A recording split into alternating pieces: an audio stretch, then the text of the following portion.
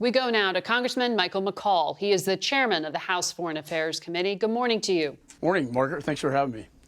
I want to start on this unusual activity, 3 takedowns in 8 days. In the case of the spy balloon, this was Chinese surveillance, according to the administration. On Friday, they put restrictions on 6 Chinese companies that allegedly helped China's military build that balloon. Is this the right move to just try to make it harder for them to get U.S. technology, or does Congress need to do something that's more broad? Well, it's certainly the right move. It will be one of my #1 priorities as the chairman of the Foreign Affairs Committee in this Congress to stop the export of technology to China that then goes into their most advanced weapon systems. In this case, a sophisticated spy balloon that went across 3 nuclear sites. I think it's important to say, in plain view of the American people. You know, in Montana, the Triad site, air, land, and sea nuclear weapons. In Omaha, this spy balloon went over our Strategic Command, which is our most sensitive nuclear site. It was so sensitive that President Bush was taken there after 9/11. And then finally, Missouri, the B-2 bomber, that's where they are placed. It did a lot of damage. Is that what U.S. intelligence told you? They've been saying they mitigated the impact. They say they mitigated it, but my assessment, and I can't get into the detail of the intelligence document, is that if it's still transmitting, going over these 3 very sensitive nuclear sites, I think if you look at the flight pattern of the balloon, it tells a story as to what the Chinese were up to as they controlled this aircraft throughout the United States.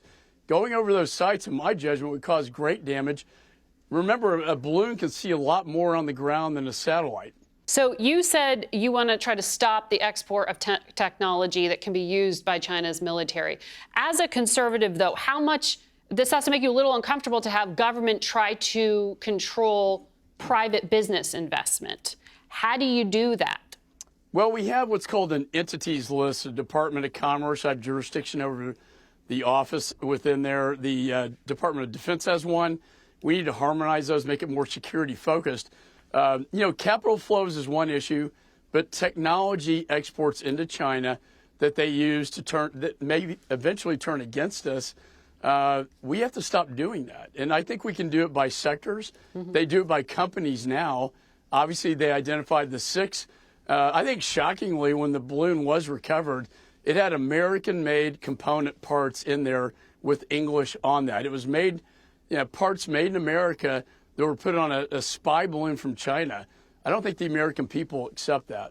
Do you believe that this was a strategic choice by Xi Jinping's government in Beijing, or do you believe that it was just the left and right hand not knowing what was going on? When I saw the sites that it was flying over, it was very clear to me this was an intentional act.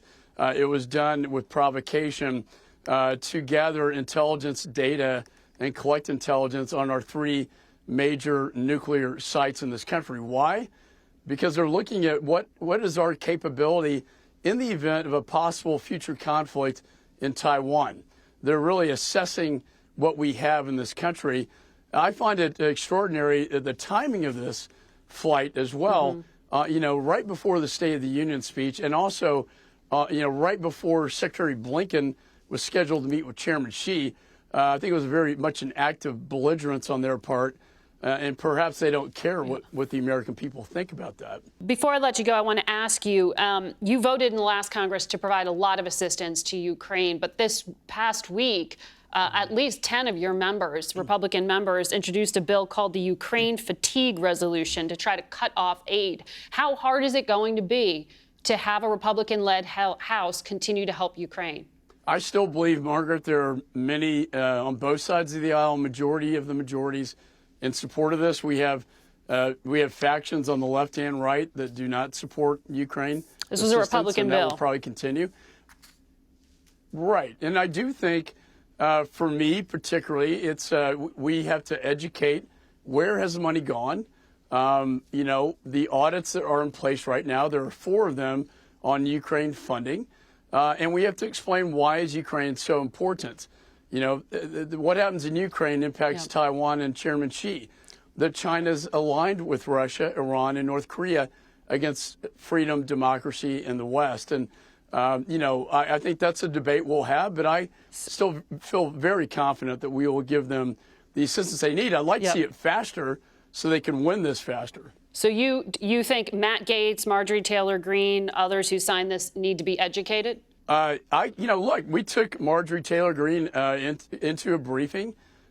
She was satisfied, I thought, with what the controls have been put in place on the spending, but I don't think that they will ever be persuaded that this cause is something that they would support. I think they have this false dichotomy that somehow we can't help Ukraine, beat back the Russians who invaded their country and secure the border. We can do both. We're a great nation. And the fact of the matter is, unfortunately, this administration has chosen not to secure the border. He can't even control and secure our airspace now, it looks like. Congressman McCaul, thank you for your time today. Thanks, Margaret. Thanks for having me.